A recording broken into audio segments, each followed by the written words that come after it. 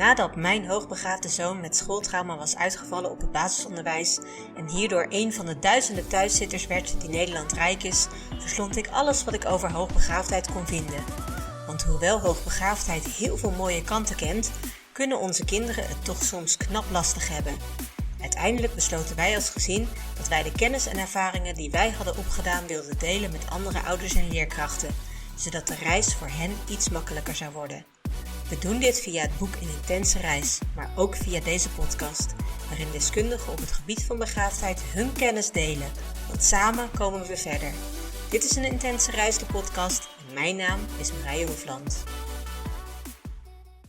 Hi everyone, today's episode will be in English again because I have a very special guest with me all the way from the US, and I'm so grateful that she's here today because she might not even know it, but she's been a big part of at least my journey during the last couple of years.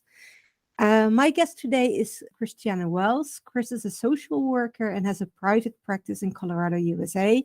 And she's also the founder of the Dabrowski Center, and she specializes in the theory of positive disintegration. She's also the co-host of my favorite podcast, actually the only podcast that I haven't missed one episode of. So that's a huge deal. And she's also a huge source of inspiration and information to me through her podcast. So I'm so glad that she's here to record a podcast with me today.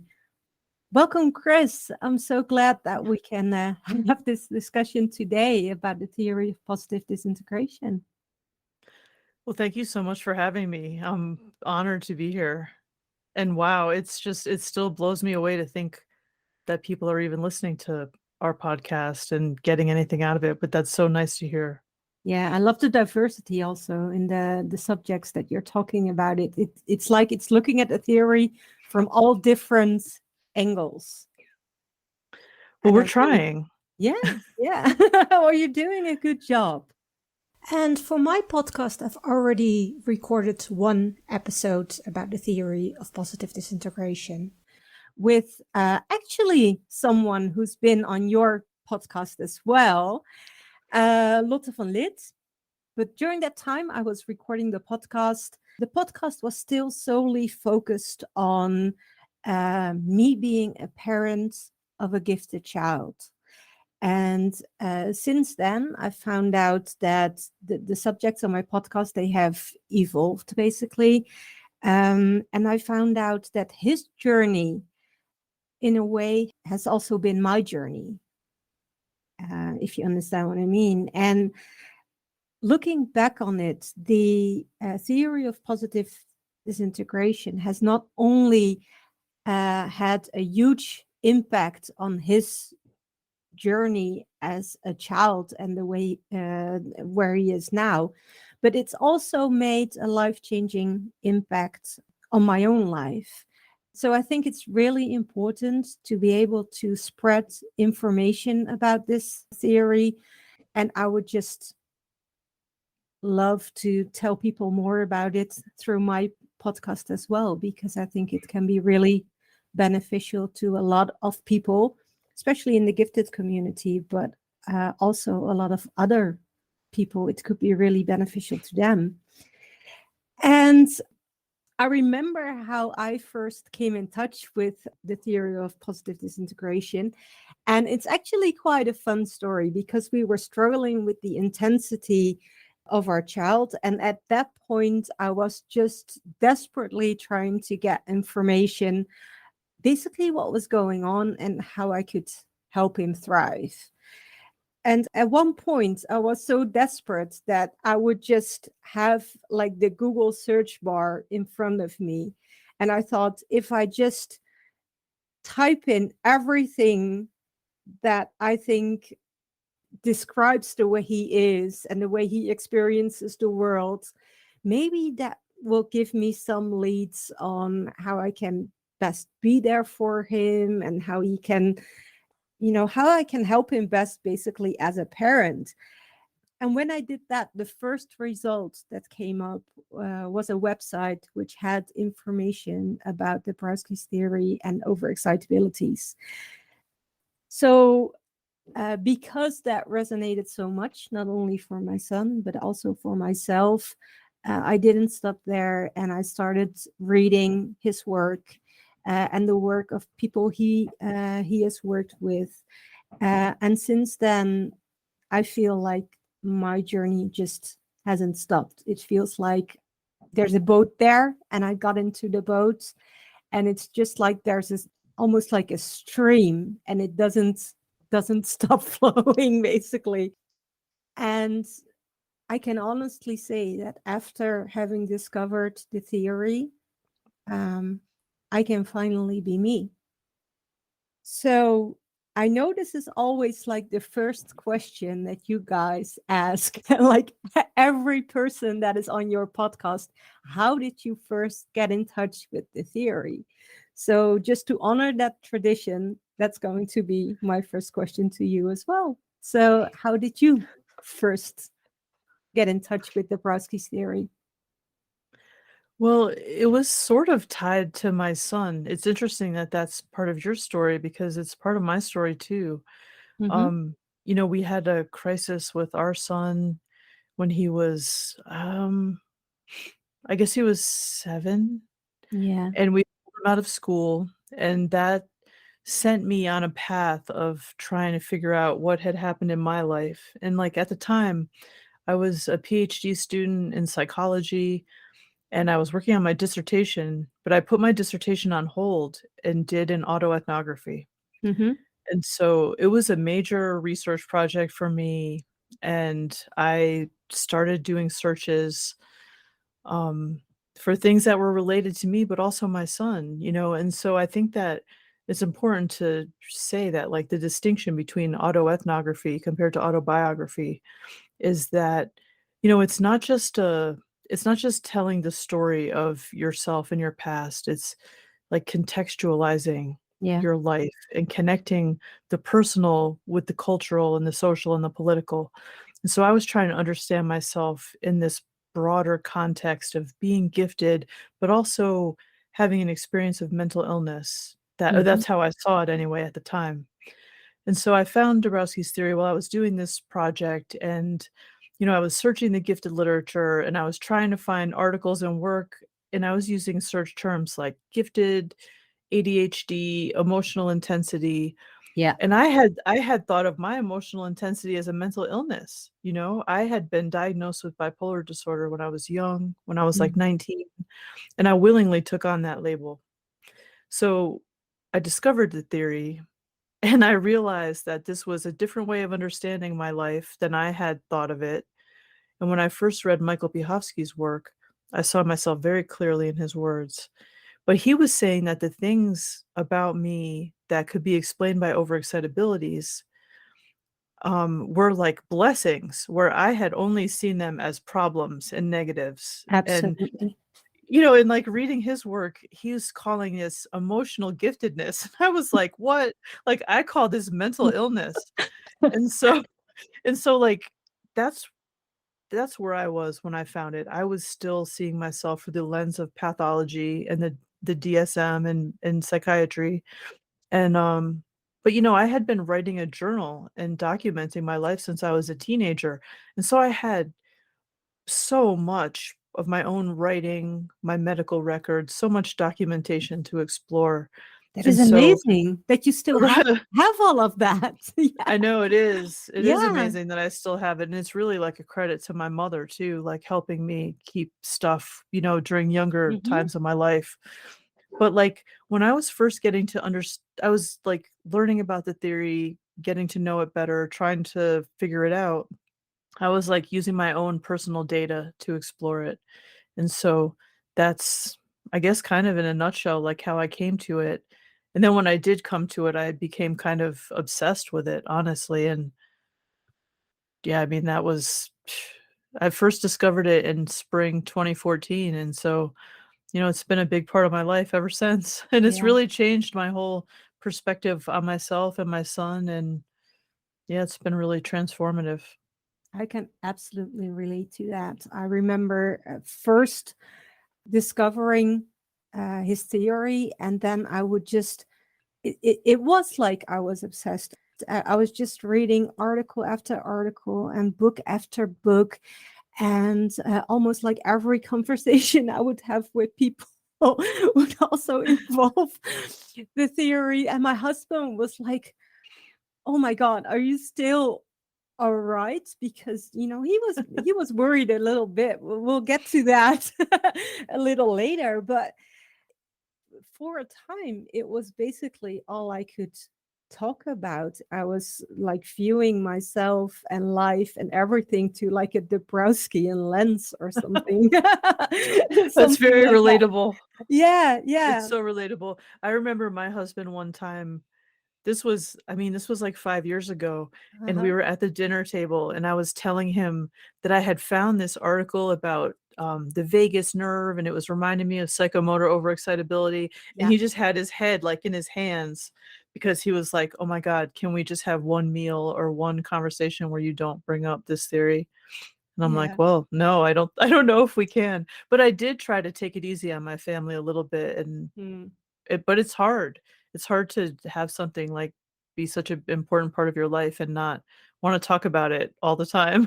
It is really hard because it's like an arrow that hits your heart in a way. And yeah, I had to take it easy. And it's funny that you mention like the work of Stephen Porges as well, because I came in touch with his work almost the same time, which is like about 3 years ago.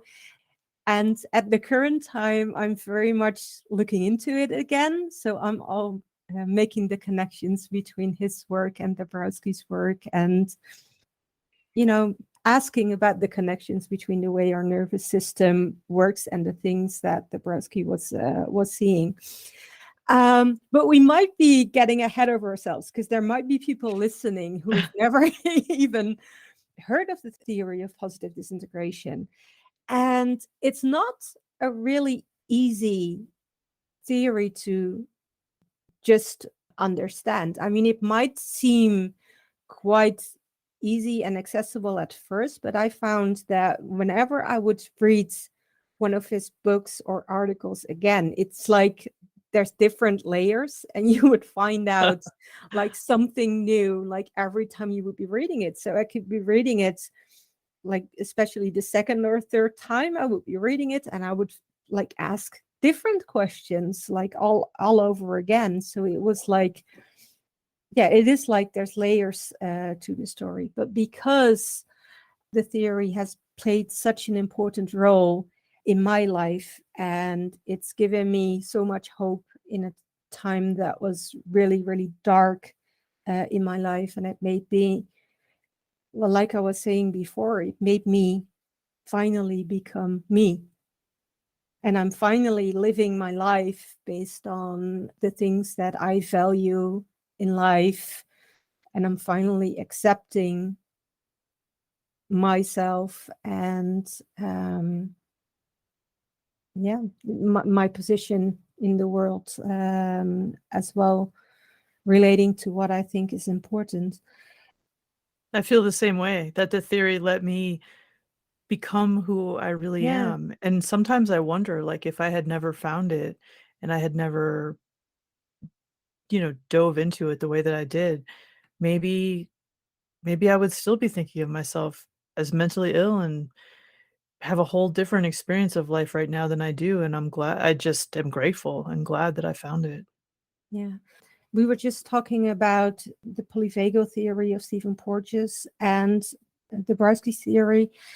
And actually, I think I can understand what my life would be like if I haven't, been in touch with the Dabrowski's theory, because before that time, I would often feel like in order to be able to cope with my explosive and intense emotions, it would be like all of my emotions would kind of like implode. Like I would live in a desert and I would feel nothing, and at the same time like everything, like all of those feelings just implode. And it was a really, really tough place to be. And after having discovered Dabrowski's theory. I feel like my life, is so much richer, so much fuller. And because I'm living as my authentic self more and more, I hardly ever live in that empty desert again. So yeah, and because of that, I don't want to sound dramatic, but because of that, I think it's really, really important that we can at least plant some seeds that would like trigger people to want to find out more about the theory and what it could mean to them, basically. So in order to be able to do that, I would like to ask you whether there are some things at a high level, of course, that you could share about the theory. What does the theory entail? And how could it function for people as a framework to find their authentic self? So the theory came from Dabrowski's early work on suffering, really. His early work was on suicide and self-mutilation. And he was, I think, fascinated by the way that some people were able to grow through their experiences with suffering through this process of disintegration rather than, staying disintegrated and becoming mentally ill. Mm-hmm. It's interesting because in his early work, it's really clear that he was making these connections in the early 1930s, and that blows me away too, to think that he was doing this work like almost 100 years ago. It's pretty Amazing, mind-blowing. isn't it? He was really a visionary. He was a genius, Absolutely. and he just was so ahead of his time in so many ways. And so, as you've already said, I mean, this is like a deep, rich theory, and it applies to multiple populations and not only in one way. And so it's very multi-sided and layered. And it really explains like the entire range of humanity across 5 types of development. Mm-hmm. And these 5 types that, we also sometimes call levels, contain whole universes of development within them. And so there are 2 unilevel and 3 multi-level kinds of development. And, some people have both like unilevel and multi-level processes going on within them at the same time. Yeah. I personally am really interested in multi-level development and the dynamisms that Dabrowski described in these types of development. But like, as I've already said, like I was learning this theory with my own personal data. And so it's been interesting for me to have the language of the unilevel dynamisms in helping me understand my younger self. When I was young, I was like addicted to drugs and really struggling during the time when I saw myself as most ill. Mm-hmm. And I can see how much ambivalence there was at that time in my life, and how, I was going through these times of self-sabotage, and Dabrowski calls them ambitendencies, which is a tough word that is not in our lingo anymore. Yeah. But ambitendency, it just means that like your behaviors are conflicting. And so it's really like it's self-sabotage. Mm-hmm. And that was totally me when I was younger. Another way that ambitendency looked for me when I was younger is that when I had a relationship with somebody and I really cared about them, I absolutely could not be myself and be nice to them. And this is when I was like a teenager, especially, Yeah. I would lash out at people that I cared about the most or give them such a hard time. And now I have this language of ambitendency. But when I was young and struggling and treating people badly who I really cared about, I didn't understand. I just kind of had a sense that my emotions were so strong that I couldn't be vulnerable, and I couldn't let people know how much I cared because they might hurt me, and so of course that's tied to like trauma, and that was just my Mm-hmm. wounding in action.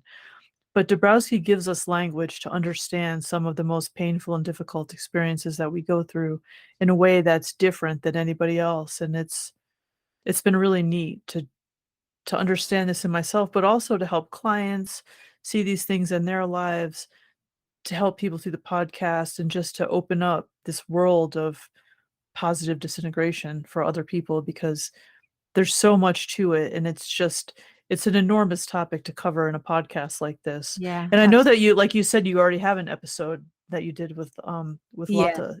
So, they can listen to that too. But Yeah, it's an incredible theory when it comes to, understanding development through a non-pathologizing lens.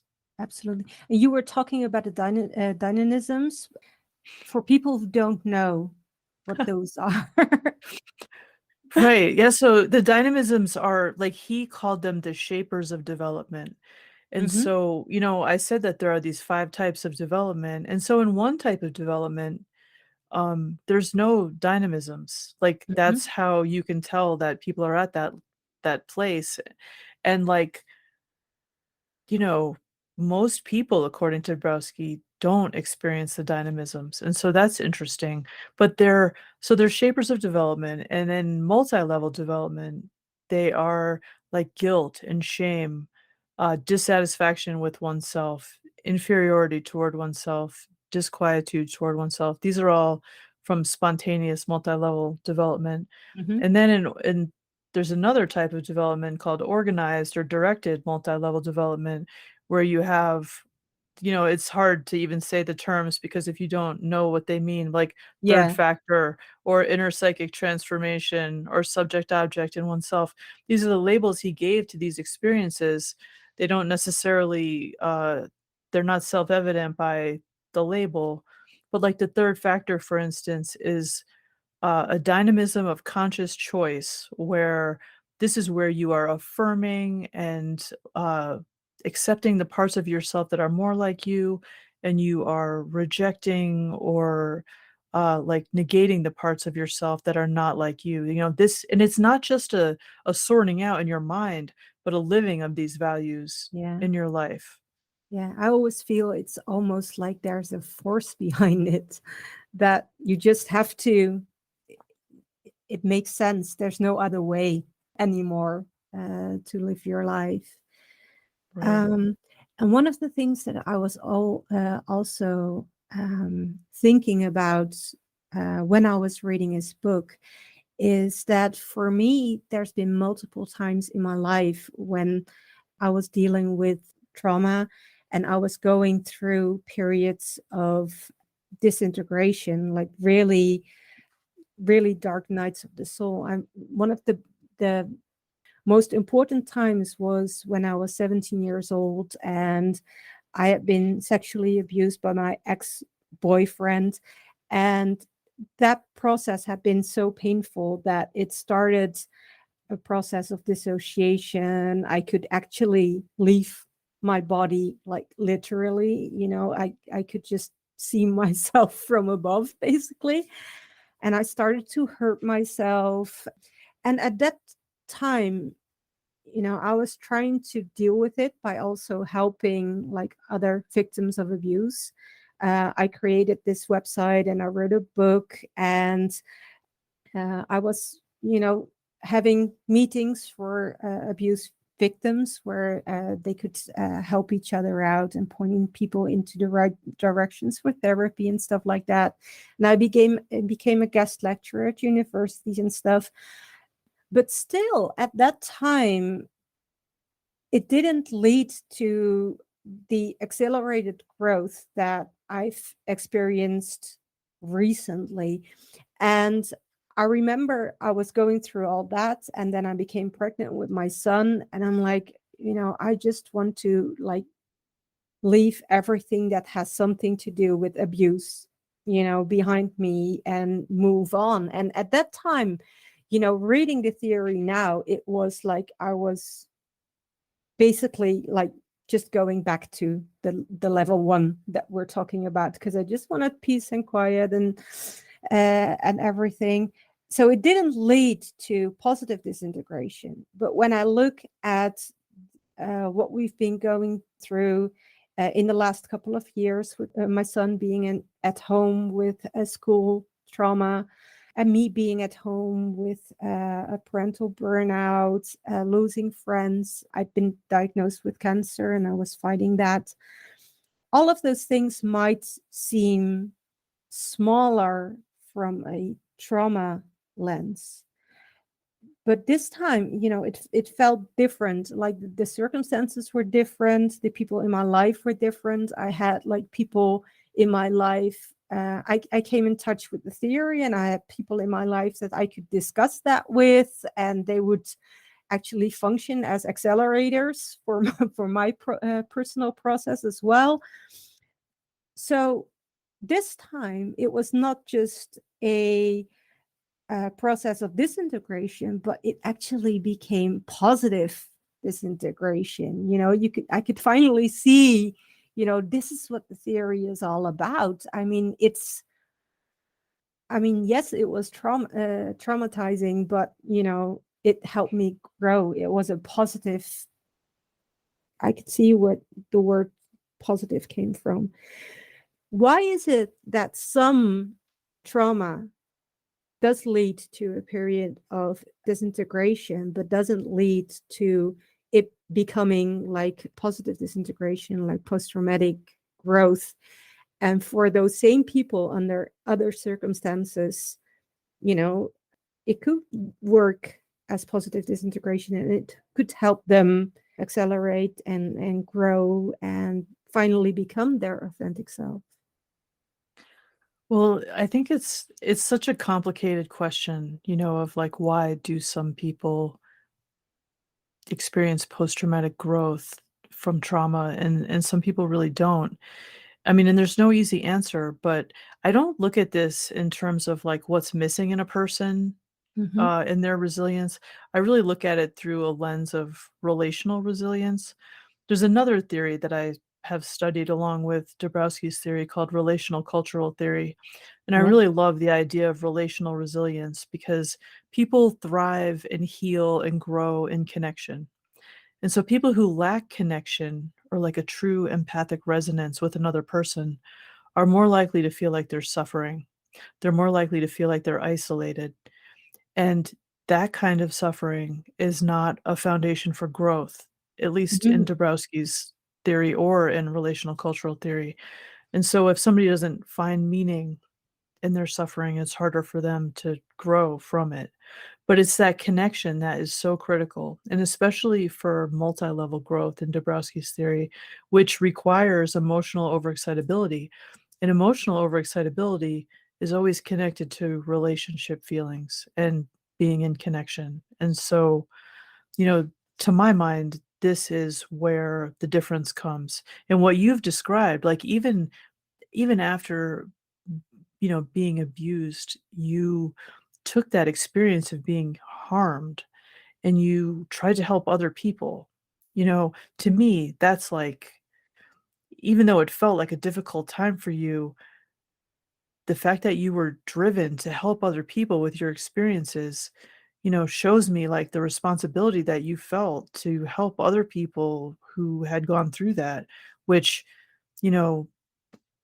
like the connection is there. It's always outside of yourself and beyond just your egocentric experience. That's multi-level growth in this theory. Yeah. Wow. One of the things that while you were talking, I was also thinking about is one of the things that we were talking about before is that experiencing that connection and that being essential to us actually being able to grow after trauma also like really relates to the polyvagal theory that we were talking about before. It just seems to me like it's all connected. It's looking at almost the same thing from different angles, and they all like strengthen each other's theories. Theories, That's basically. right. Yeah. Yeah. Yeah, that's right. Co-regulation critical in polyvagal theory. Well, also, essential in Dabrowski's theory to some degree. There's huge overlap between what these people were saying, Yeah, like you're absolutely. saying. And so it's fascinating for me to explore all of them. Yeah. And we were once talking about that before, because actually in my quest for this, I have also found you online. And that is when I was going through this time of accelerated growth, I was also feeling like I was, more connected to my spirituality and my spiritual side. And it made me question whether there was a connection between the theory and what Dabrowski was describing, and like all of the experiences I was having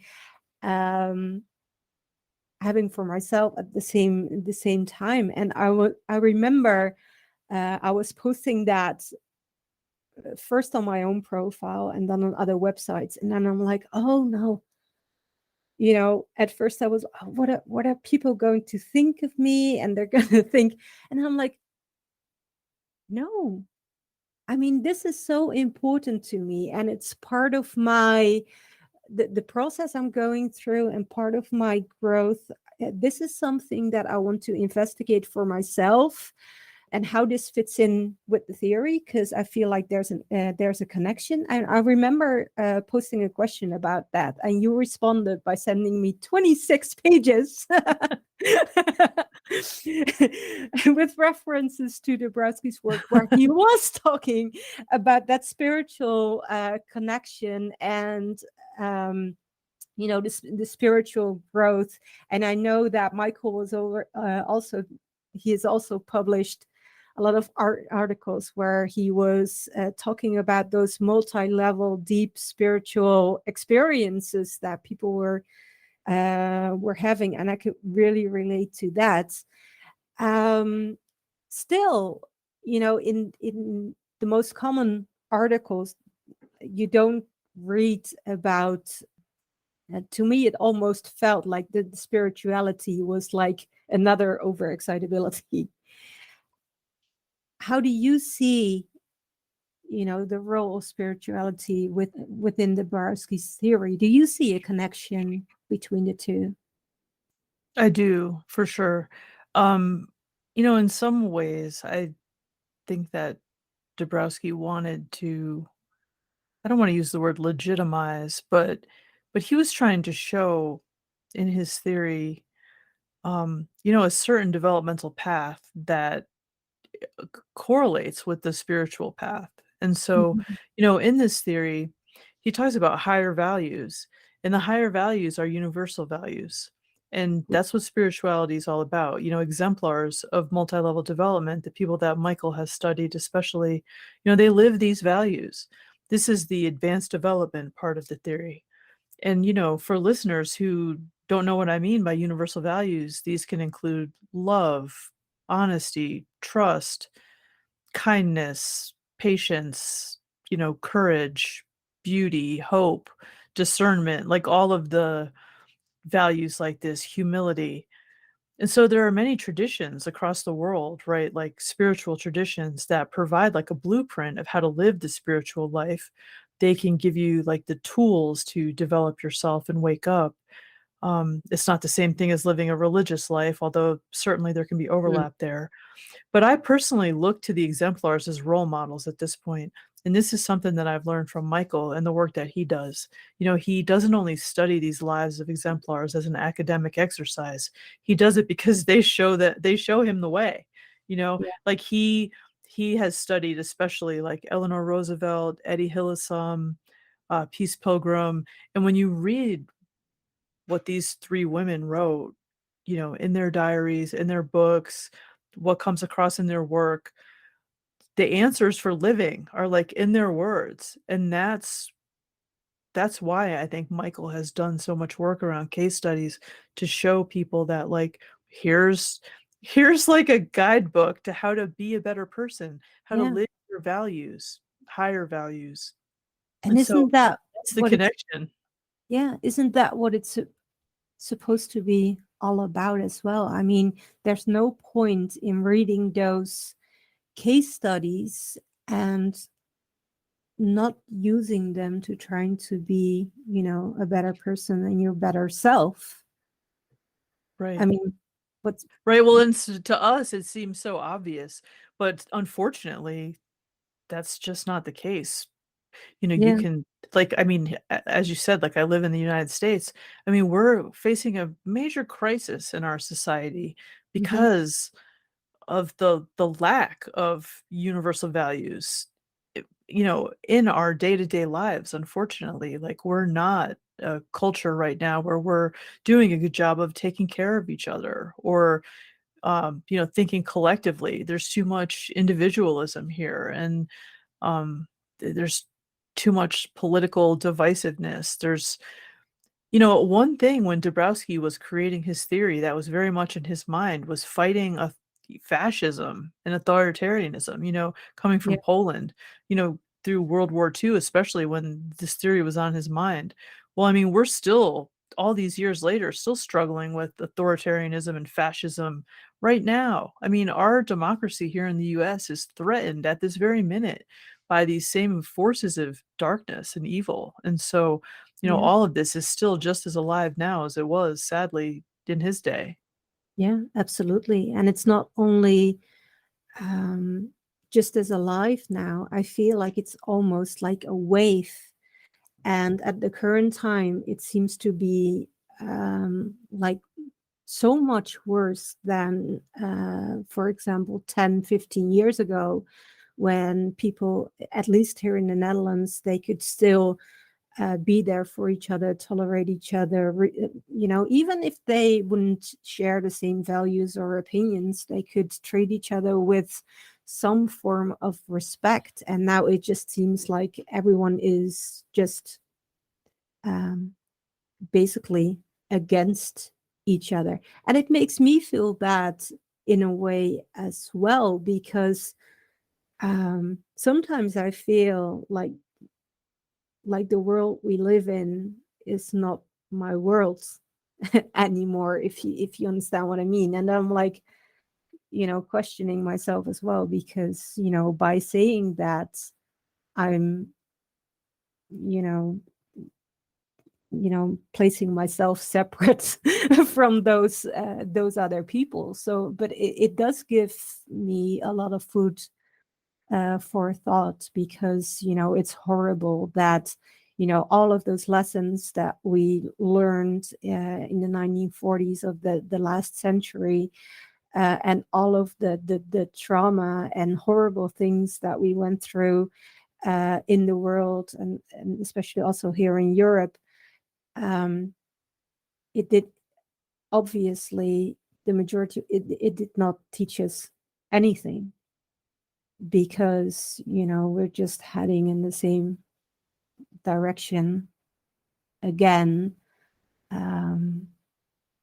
trading each other like we're not worthy human beings. So yeah, I think that's really it's horrible. It's hard. Yeah, it is really hard, and especially when you especially also when you read his work also in relation to the war and everything he went through during the war. And I know that at the time, the world was probably different, but now I'm like, no, but we're heading back there again. So hopefully, things like the theory, if people think about it, and about the role that they're playing in the world, and the values that they want to stand for, and the way they want to live, their lives, that they could, finally start living their authentic lives, instead of, just going along with them, with what everyone else is saying, and think for themselves, basically. Right. Yeah. I remember when I first, like we were talking about before, when I first learned about the theory, it basically grabbed me, and I just couldn't stop reading about it. And I would read article after article, book after book. And it started a process where I was continuously reflecting on myself, almost like, I was looking at myself from, another person's point of view, and how I was living my life in relation to my values and what I thought was important. And, same like you were talking about that before, I was reading so obsessively, and I was like having conversations with everyone who wanted to hear about it. But it was really difficult at the time as well, because we were already going through a hard time, with my son being at home. And because I was, at home with a burnout as well, it was difficult for my husband as well, that, I was going through all of those processes. And, I was obviously, telling him about the theory, and he saw the change in me. Like I was this person and I was going through this growth, but at the same time, it was quite a difficult thing for him to witness, because, he had to accept that I felt there was a need for myself to grow. Basically, that I did not want to be the person that I was, prior to them. I wanted to develop myself, become a different version of myself. That was difficult because he took it as, well, you think there's something wrong with you. And he wanted to convince me, like, over and over again, no, don't read that, because there's nothing wrong with you, and you're good the way you are. And he was actually quite hurt that I wanted to, that apparently I wasn't satisfied with the life I was living, and I wanted to change things, and I wanted to, be someone else. And he also, he was upset when I was like talking to him about developmental potential and stuff like that. And like you said before, that the Dabrowski thought, that the majority of people would stay in level 1, and they wouldn't develop. And that triggered a lot of quite intense conversations between the two of us. Is that something that you also hear from other people, that it's difficult for people to explain what they're going through as well when they first get in touch with the theory? Right. Well, sorry, my dog is barking. Oh, it's all right.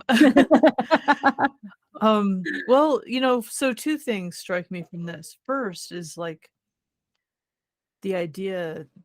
Well, actually, let me go back to that. Like, first of all, as I've already said, like, it was really hard for my family too when I was first coming to this stuff, and, really delving into it.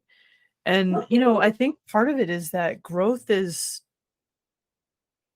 can be uncomfortable. Like when you're in a marriage, in a partnership like that, it's hard for one partner to say, I am not satisfied with who I am, and I feel motivated to grow and change.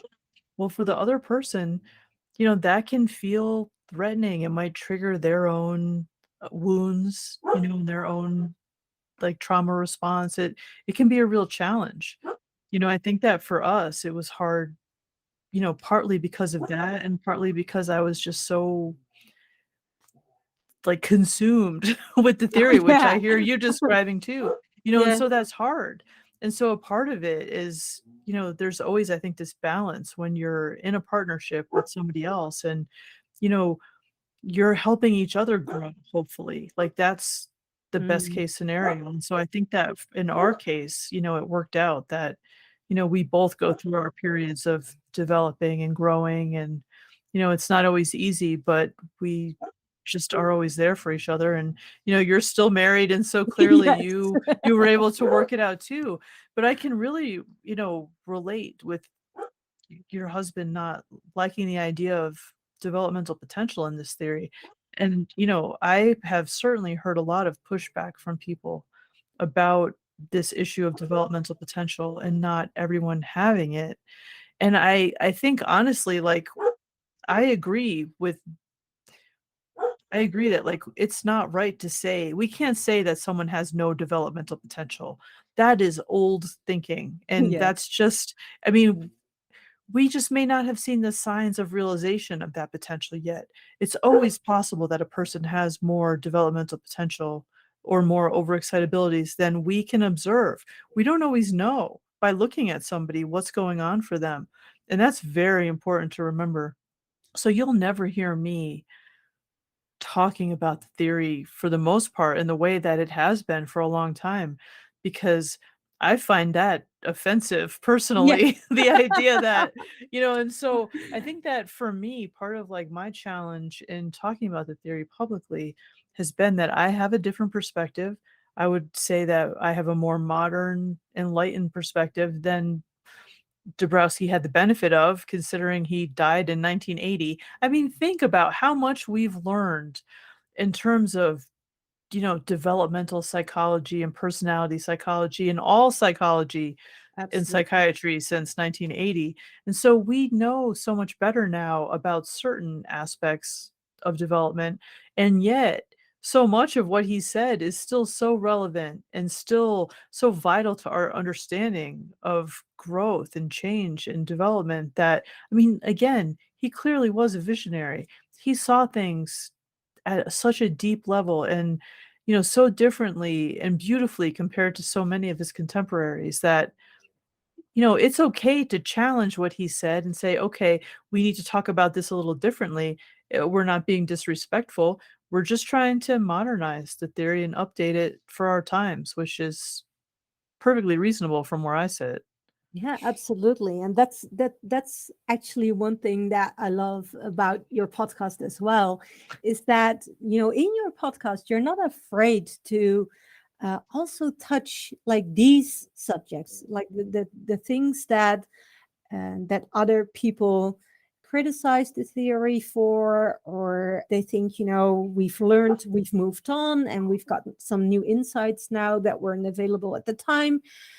So I think that makes, the theory even more valuable now, because if we take it from where he was to the current times, the here and now, where we're living now, and the world where we're living now, that means that it becomes so much more applicable, and we move on from it basically being a theory to it, like you say in your podcast, being a framework to become your authentic self.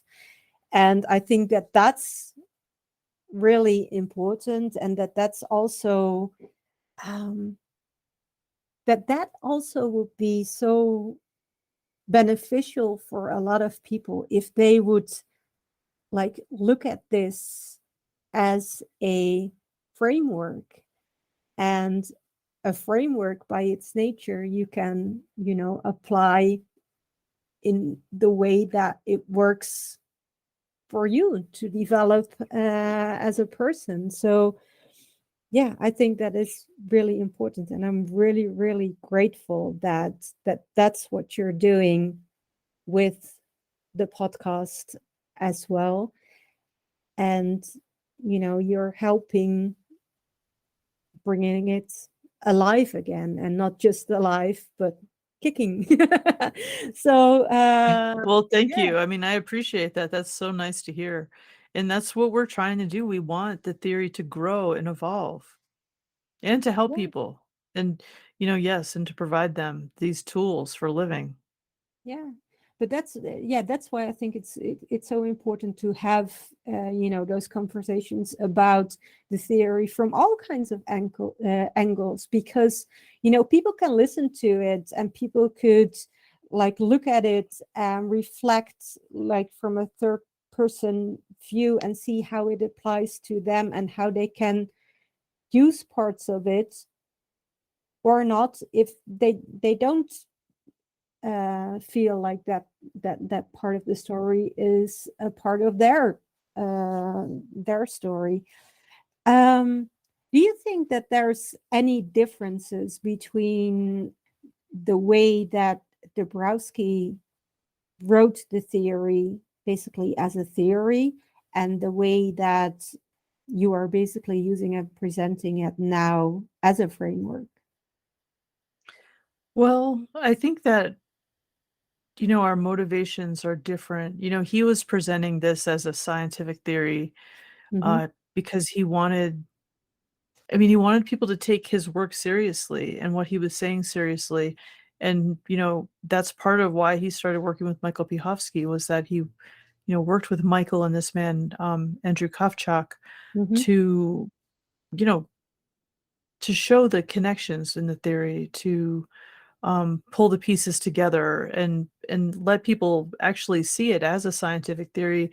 They put forth hypotheses, and so I guess like what's different for me now in 2022 compared to what they were doing 50 years or Yeah. so ago, just roughly, is that, for me, like, we can see that it is a scientific theory. Now it's up to us to, encourage research, to get the word out, to disseminate the theory, to help people apply it in their real lives. And so, I've been working to like connect the dots with different kinds of neurodivergence other than giftedness. The theory Yeah. has lived in the field of gifted education now for like 40 years, more than 40 Mm-hmm. years. But this theory is for people outside of the gifted world too. And so I guess I've been trying to broaden the reach a little bit. But I think that we also need to update the theory for modern times. Like I've already said, Dabrowski's language was old and it comes off as old. We don't talk about neurosis and psychoneurosis anymore. These are terms that are just really outdated. And so one of the things that I think we need to work on, as a community, is to help kind of bring the theory up to date, to include research that's been done in areas around the theory. Michael has tried to do this, and he's gotten a lot of pushback from purists in the Mm-hmm. Dabrowski community who say, like, how dare you challenge what Dabrowski said, or say things in some different way. Well, we can't be afraid to do that. Um and so for me, like, a lot of my work over the past few years has been like not being afraid to talk about the theory publicly, not being afraid to share my work because somebody might like it. Well, too bad if you don't like it.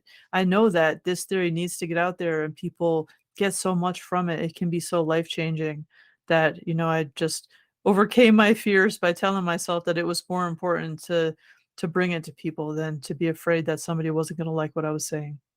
Absolutely. Absolutely. Is that also your objective with the Dabrowski Center?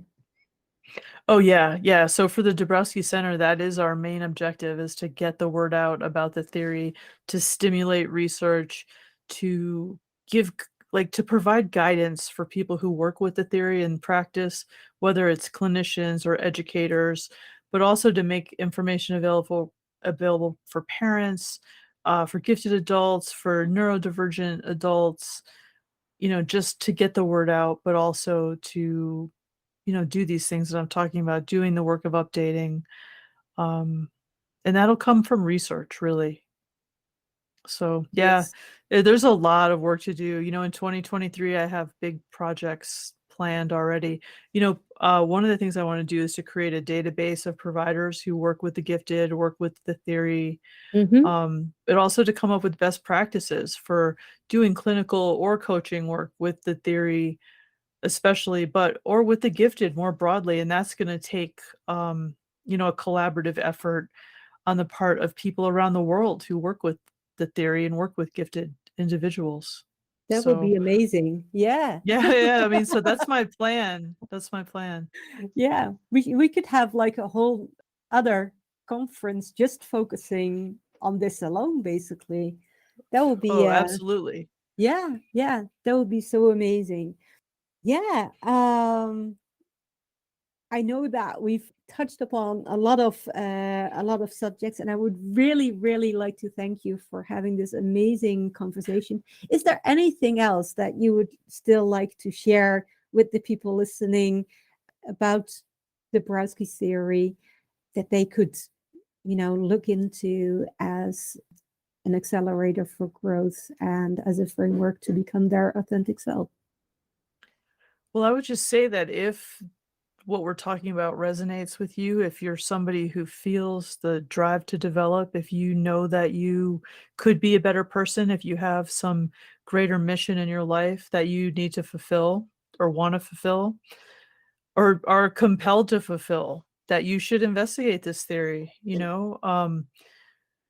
don't be afraid to reach out to me. One of my other goals for 2023 is to do more community building work. I already do a little bit of that. I have a positive disintegration study group. Mm-hmm. And so there's going to be more places to connect in the coming years with other people who get the theory. There already are some places that exist. But yeah, don't be afraid. It really is a framework for becoming your authentic self, but this journey isn't easy. It's difficult. It's kind of arduous. It's been likened to climbing a mountain, which is why we have like mountain imagery in our logo. And so, yeah, know that it's not going to be easy, but you're not alone. And there are other people to support you on this path. Absolutely. And like we said before, like having the connection with those other people, that will probably make the difference. For sure. Yeah.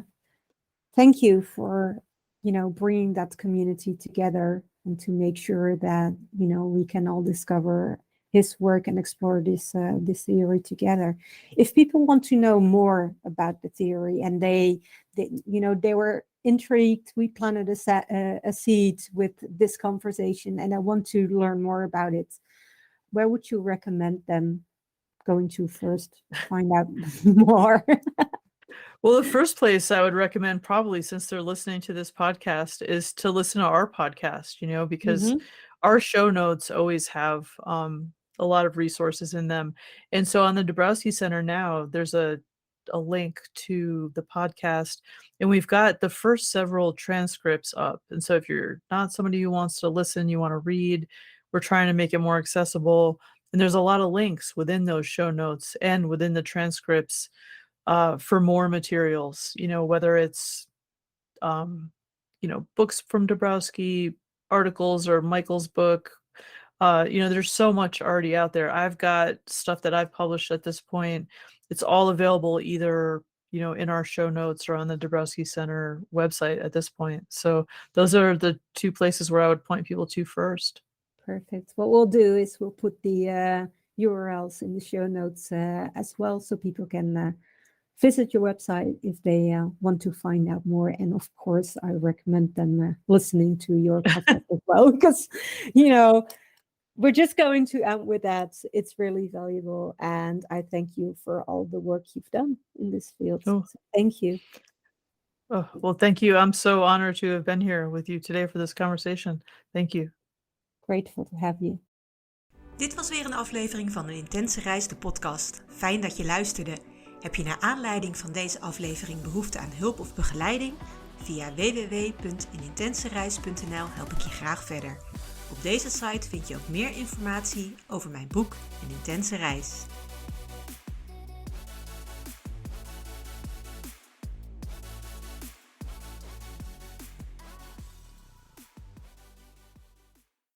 Luister je graag naar deze podcast? Laat de maker weten dat je waardeert wat hij of zij doet en geef een digitale fooi. Dat kan zonder abonnement, snel en simpel via fooiepot.com. Fooiepot met een d.com.